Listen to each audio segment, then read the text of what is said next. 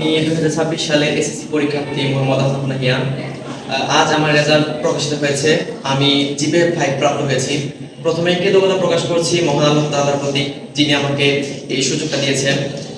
এবং এরপর আমি ধন্যবাদ জানাচ্ছি আমার বাবা মা, যিনি আমাকে সবসময় সহযোগিতা করেছেন, অনুপ্রেরণা দিয়েছেন।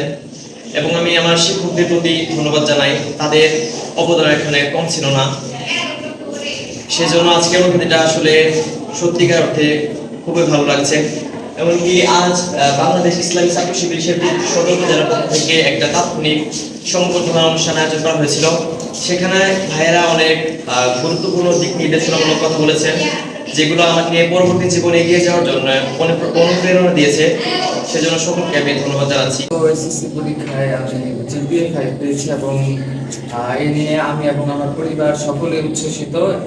এবং আজকের যে জিপিএ 5 প্রাপ্তদের নিয়ে যে ছাত্র শিবির, ইসলাম ছাত্র শিবির যে আয়োজনগুলো করেছিল, তা আমাদের জন্য খুবই মনোমুগ্ধকর ছিল এবং আমাদের ভবিষ্যৎ জীবনে অবশ্যই কাজে লাগার মতো কথা তারা বলেছেন, যেগুলো আমরা মেনে চলার চেষ্টা করব। আলহামদুলিল্লাহ, আল্লাহর কাছে অশেষ রহমত।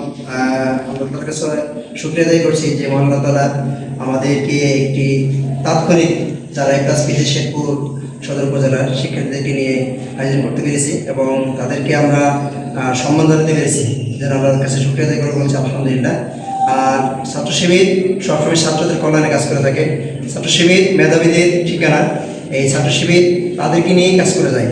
আমরা সবসময় চেষ্টা করি ছাত্রদের কল্যাণে এবং ছাত্রদের ইসলামী সমাজ বিনিময়ে অংশগ্রহণ করার জন্য যতগুলো কাজ আছে সেগুলো ছাত্র শিবির করে যাচ্ছে। তার ধারাবাহিকতায় আজকে আমাদের যারা এ প্লাস পেয়েছে কৃতি শিক্ষার্থী, তাদেরকে আমরা সামান্যটুকু সম্মান জানাতে পেরেছি। আমরা সামনে ইনশাল্লাহ আরও বড় পরিসরে তাদের জন্য আয়োজন করার চেষ্টা করব।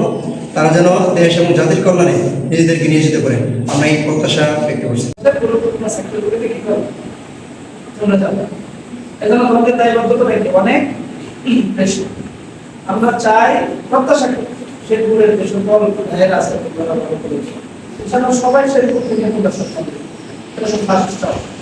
তার পরবর্তীতে আমরা যারা শিক্ষায় শিক্ষিত হচ্ছি, আমরা যারা এখানে খুব ভালো রেজাল্ট করার জন্য আমরা চেষ্টা করছি, আমাদেরকে মনে রাখতে হবে